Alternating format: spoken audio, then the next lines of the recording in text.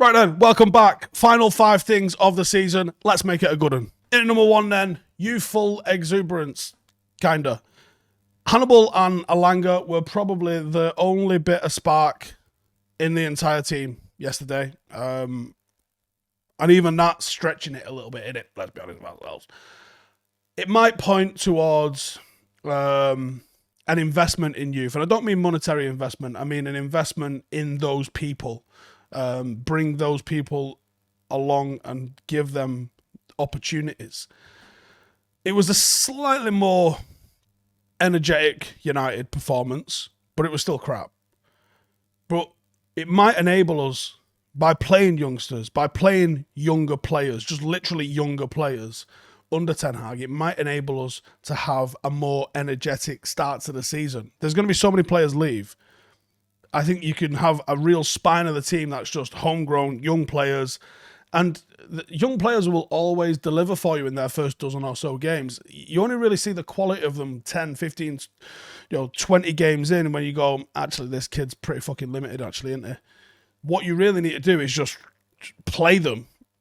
Well, get that youth and exuberance in those first dozen or so games and then see what actual qualities they've got as footballers. But give them the opportunity because they might surprise you.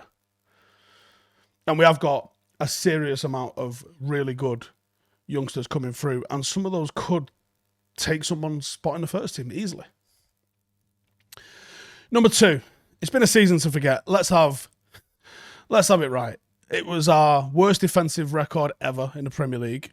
0 goal difference, drama, melodrama, just unlikable bunch of players on the pitch, leaks all over the show, horrible.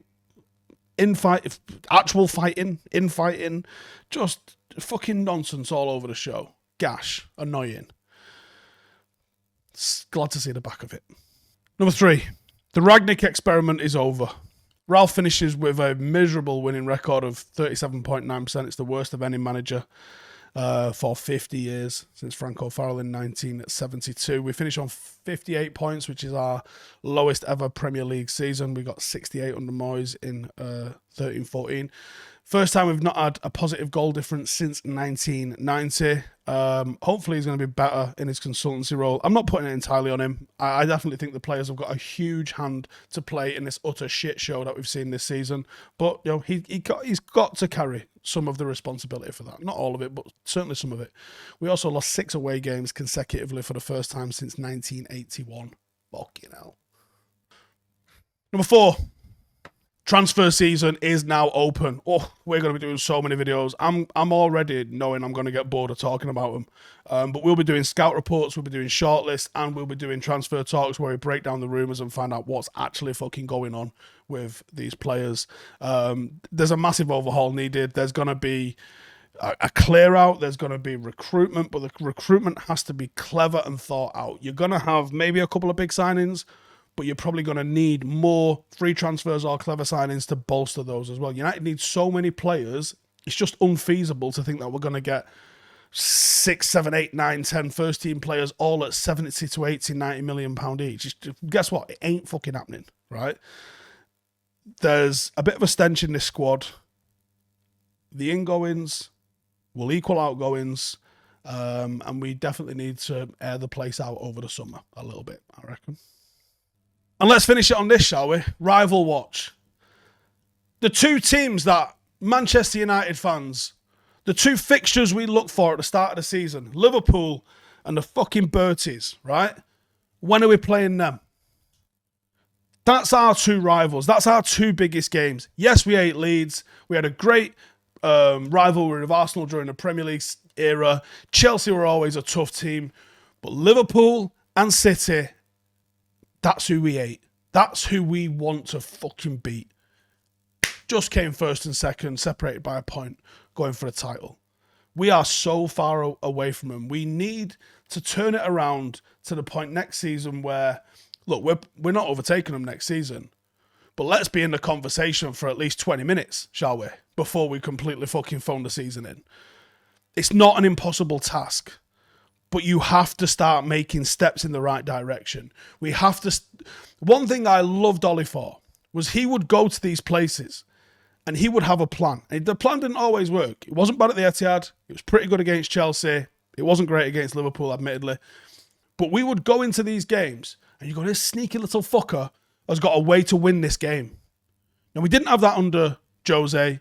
We fucking certainly haven't seen that under Ralph.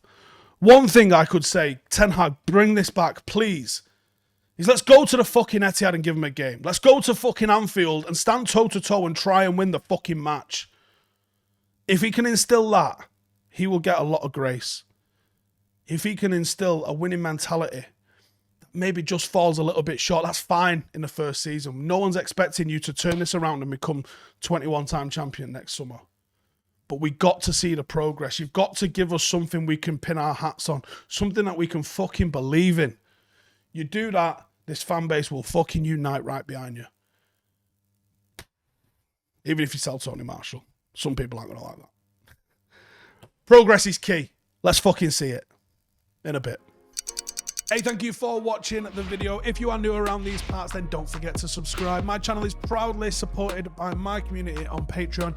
If you'd like to get a little bit of extra content, a Discord group, meetups, five-a-side games, weekly podcasts, behind the scenes, and even an occasional bit of transfer news as and when I get it, then for the price of a pint, you can show your appreciation for the content that we make and get some goodies for doing so as well. Check the link in the description or click the button right here. You'll also find all of my socials here too if you want to follow me on any of those platforms. Nice one.